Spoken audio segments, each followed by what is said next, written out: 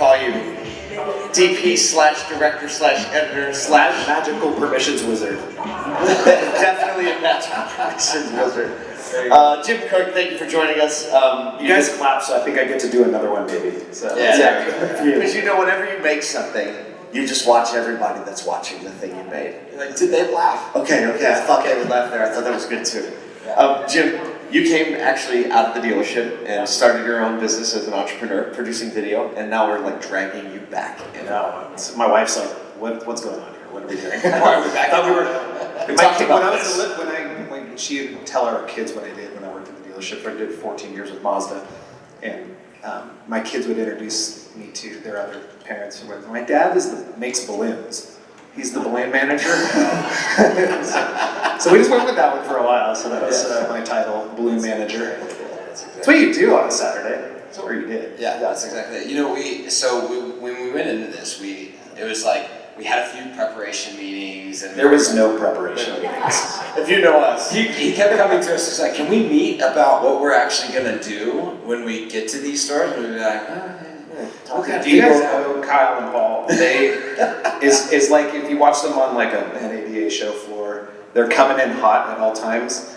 It was, I mean, that's exactly, you guys give me this much information and then we do something and then I send them little pieces of the thing over and I'm like, are we trying to do this? And they're like, yeah, kind of like that. I'm like, okay, let's do more of that. Well, that's like any great band, right? Yeah. Any great band, they just start playing.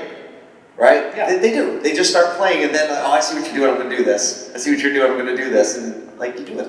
Well, and it's been really cool because we've had the opportunity to work with you now a few times on a couple different projects, shows, or ASOTU On, and the team. Like, we've got some of the team that's been traveling around with us, these guys that you see cameras with, have been traveling around with us. Connor right there. If you want to look at the prettiest shots, usually Connor is over there nailing them.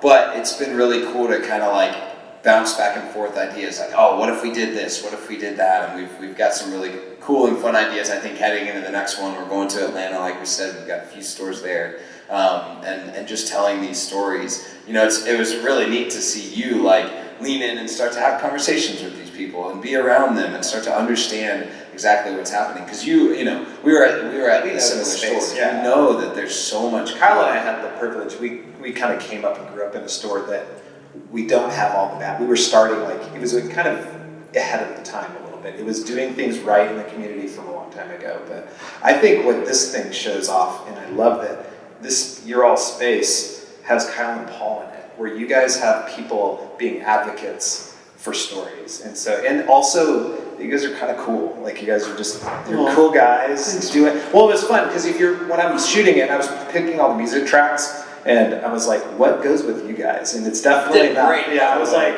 we need rap. I need rap. So. Awesome. Well, cool. I think, do you have any more? I do. So, you have quite a bit of experience outside automotive. And you bringing that, like, tell a couple of things, like a couple of stories of places you've been and things that you shoot on a regular basis. Because I think it's important context. Name drop. That's why, well, it's not name dropping if I ask you to do it. It's name dropping if you do it on your own. Well, our group, it's like we call it like a little bit of a friend economy. There's about 9, 10 of us that we all work together. I usually am like the ringleader. I feel like a booking agent where I just usually like book everybody's flights and we all go and do something. And it ranges from really boring medical / Qualcomm, Samsung sort of thingies to exciting things to Miranda Lambert music videos to that was a name drop one right there. I felt it. I liked it. And you are from Nashville.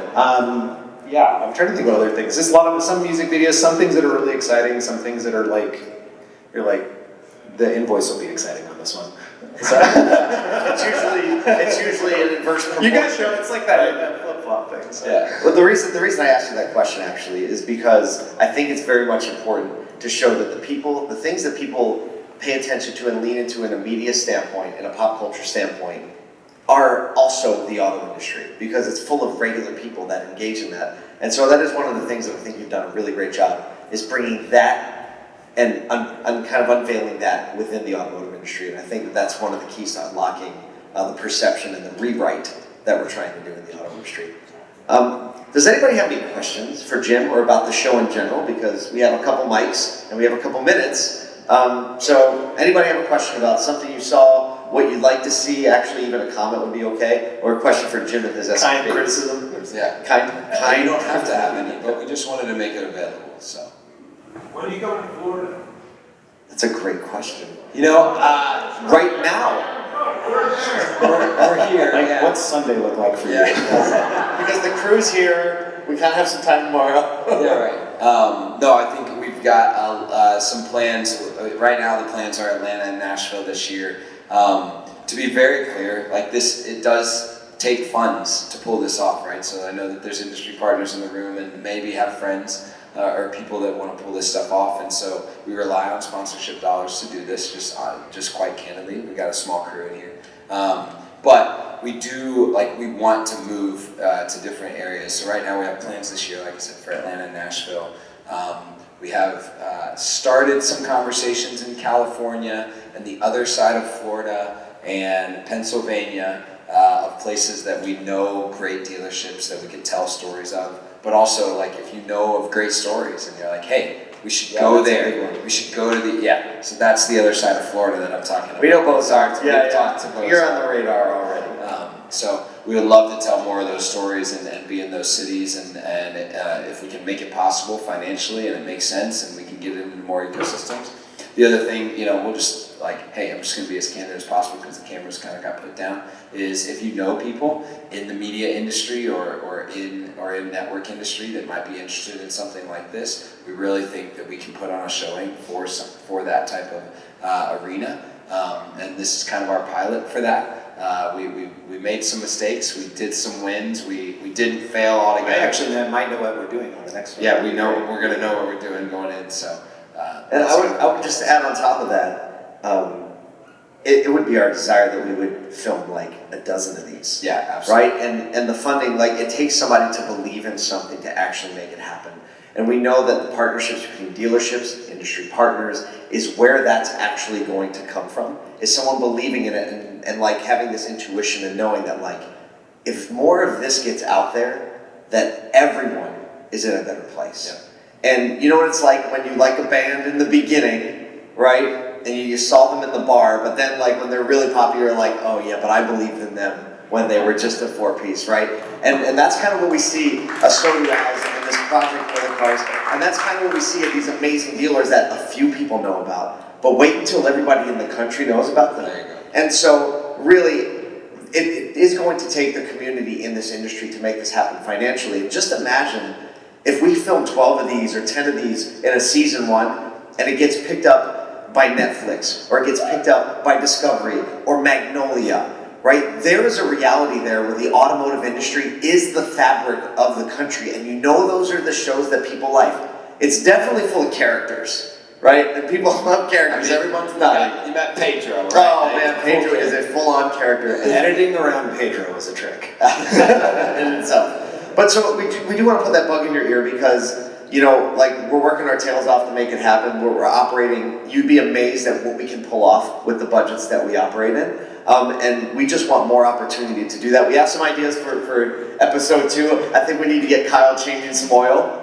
Yeah. Right? That's one of my ideas, and Kyle wants to get me selling a car. Actually, the way that I explain how long in the many jobs that I've worked in a dealership, I always say basically I've done everything but turn a wrench. And so I'm we need to get Kyle turning the wrench.